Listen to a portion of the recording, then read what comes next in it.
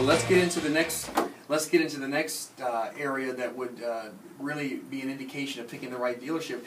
That is the service department. Now, let me ask you, what? Now, I'm saying service department. So, how would you think that would be an indication of a good place to do business? Well, I mean, I guess if it's you're not going to have a great car dealer in the crummy service department, or vice versa. Okay, so we've got two segments of this that we can talk about as it relates to service. The first thing is just basically what service provides.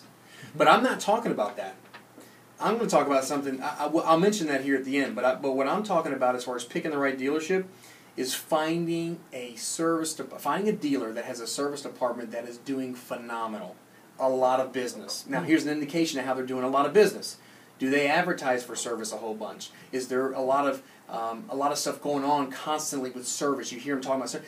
If they're doing that and spending money to generate more service customers, then they're servicing a lot more cars. Now, here's the reason why. We have a term in the car business called fixed absorption. I'll say it again. It's fixed absorption. What that means is how much of the service and parts and or body shop generates money-wise to cover the total expense of the dealership. All right, so stay with me here. If you find a service department that is totally rocking, doing a phenomenal job, okay, aside from taking care of customers, I'm talking about revenue. They're doing a really good job with revenue, servicing a lot of customers. What's happening is, if you have an expense structure of the dealership that says $200,000 a month, and the service department is covering $183,000 a month, what that means is, before you even sell a car, your expenses are almost paid. Gotcha. Now, what do you think that does for the consumer who's trying to get a deal on a car? Yeah, they don't have to make too much on the new car side. There you go. Or used cars. There you go. So here is a golden nugget. You want to find out if it's a good place to do business and your focal point is the deal, ask about the service department. How good is the service department? Do you guys have a lot of customers? Is service up year over year? How are you guys doing? You really want to blow them away. You ask the sales rep, what is your fixed absorption in the service department? They'll be floored. But you know, here's the interesting thing: is we can give you the number. You know, I would tell you, like, my service department covers 54% of our expenses. So it's so-so. It's not great. It's not bad. I was telling you about the dealership in Atlanta. I used to run World Toyota. Now, we had $1.2 million in expenses a month to operate the dealership. 280 employees, 279 employees to be exact. The service department was generating $700,000. The parts department was generating $300,000. The body shop was generating $200,000. That's 1.2. The expenses were it was between 1.3 and 1.4. So before we even opened up the doors, our expenses in that dealership was almost paid for. I got you. So we have a term in the car business called giving cars away. You could literally just give, to consume more customers, you could, so the benefit to the dealership, yes, we want to make profit on cars. Okay, we want to make as much profit as we possibly can on a car, right, with as much value given for that profit. But in the event you had to, quote-unquote, give a car away, all you're doing is taking that future customer back into the loop in service, and now your fixed absorption is continuing to climb and climb and climb. You see how that works?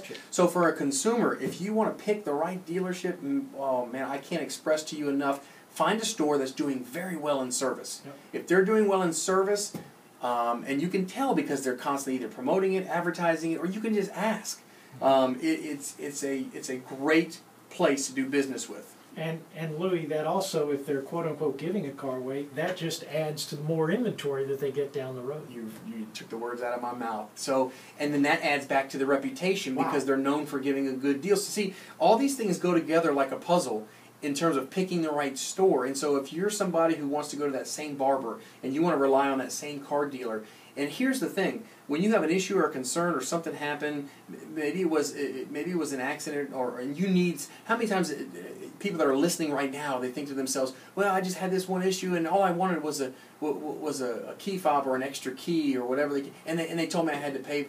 When you're rocking, man, pay for the key. Take care. What does that do to the customer? Yeah. Maybe it wasn't owed to the customer. Maybe the customer knew going in, but well, what a bonus it would be to actually do it. Yeah, you know. So the last thing I'm going to say about service and parts is, first of all, the fixed absorption. That's a right place to do business with. Now, this is car talk. That's like again, I'm trying to think of a way to just dumb that down to where it's not overwhelming for a consumer to think, because it's hard to really put yourself in the shoes of the dealer to know, am I picking the right store?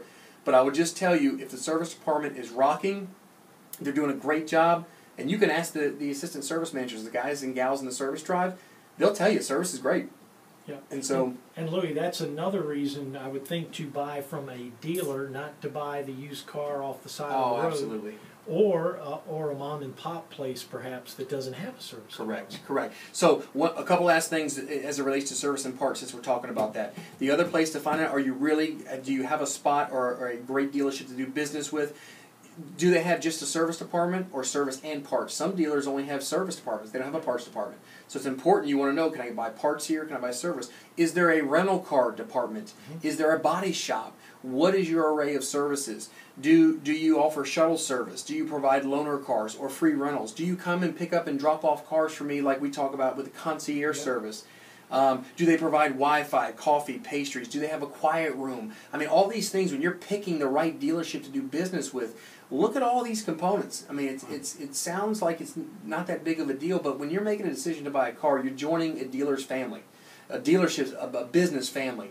And believe it or not, the car is one of the most important assets a consumer has. I mean, the car doesn't just represent driving for fun. The car represents taking kids to school, getting to church. The car represents taking a trip, a vacation. The car represents so much more, right, than just... So you want to have somebody, a dealership you can count on. You want to pick the right store. It's not about saving $300. I got you. Okay, you want to pick the right dealership to do business with, because that's someone you're going to want to rely on. If somebody, for example, if I sell someone a car, I want the relationship that, God forbid, something happened to, let's say I've got the Smith family, and Mr. Smith's out of town, and Miss Smith's car, for whatever reason, broke down. She's freaking out. She can't get a hold of her husband. I want him to call me. I want to be able to say, hey, listen, we'll come pick you up. We'll tow the car in. We'll pick you up. We'll get you something to drive. I mean, that's the kind of stuff. You do that one time to a consumer, and you blow their minds because they don't expect that.